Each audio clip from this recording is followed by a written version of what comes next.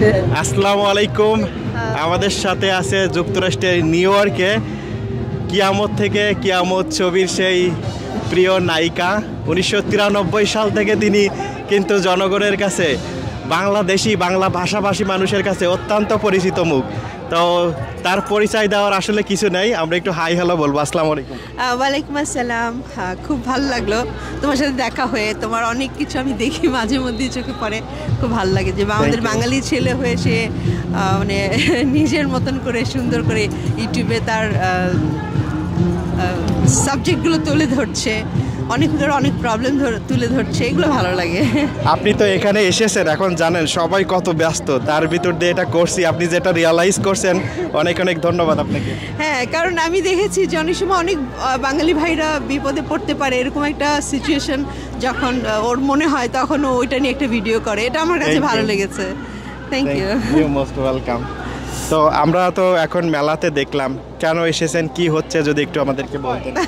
এখানে আমাদের সব বাঙালি ভাই বোনরা সব একসাথে আসছে, একটা উৎসব পুরো। এই সামারটাতে তো আসলে উৎসবই হয় বেশি, কারণ এখানে সবাই একটু ছুটির দিন পেলেই সবাই একত্রে হয়ে একটা সুন্দর দিন পার করা, এটা একটা অনেক মেমোরেবল একটা ডে হয়ে থাকে, সেটা একটা মজার বিষয়। আর আমার কাছে মনে হচ্ছিল এসে যে একটা খণ্ড বাংলাদেশ আমার চোখের সামনে, এবং আমি খুব এনজয় করছিলাম, যেহেতু অনেক দিন আমি দেশের বাইরে, তো বাঙালি ভাই বোনদের দেখলে আমার খুব ভালো লাগে। আর আমি যেখানটা থাকি সেটা তো আসলে এখান থেকে একটু দূরেই, বাঙালি ওখানে থাকেই না, তো এই জন্য এখানে আসলে আমার খুব ভালো লাগে, আমি খুব এনজয় করি।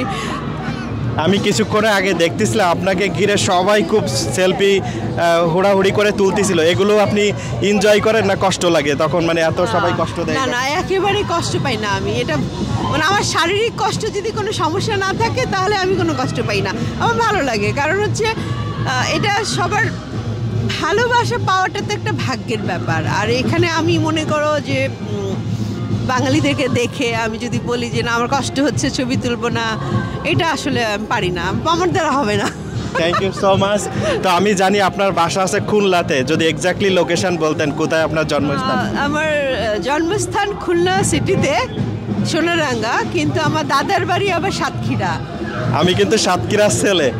হ্যাঁ, আমি জানি তুমি সাতক্ষীরার ছেলে, আমি তোমার ভিডিও দেখি। মাশাআল্লাহ মাশাআল্লাহ।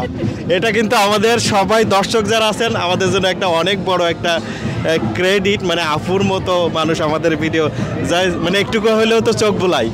শোনো, কখনো কোনো কাজকে ছোট মনে করবা না।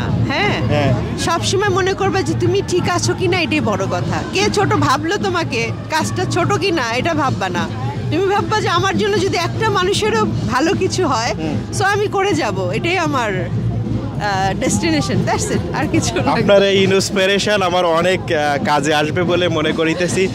তো থ্যাংক ইউ সো মাচ। আর এখন কোনো সিনেমার সঙ্গে আছেন কিনা, বা সামনে অদূর ভবিষ্যতে কোনো কাজ করতে যাচ্ছেন কিনা, অথবা রিল্যাক্সে আছেন?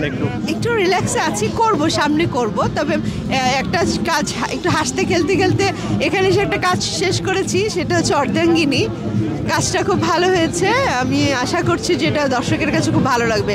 এখানকার জীবনযাপন, এখানকার লাইফস্টাইল নিয়ে গল্পটা, তো আপনাদের সবারই পরিচিত, এখানকার সবারই পরিচিত গল্প, সবার লাইফেরই গল্প। আমার কাছে ভালো লেগেছে স্ক্রিপ্টটা, দ্যাটস আমি এটা করলাম, অনেক ভালো লেগেছে। তো থ্যাংক ইউ সো মাচ। এই স্বল্প সময়ে আলাপ করতে পেরে আমার অনেক ভালো লেগেছে, আপনাকে ধন্যবাদ জানাচ্ছি।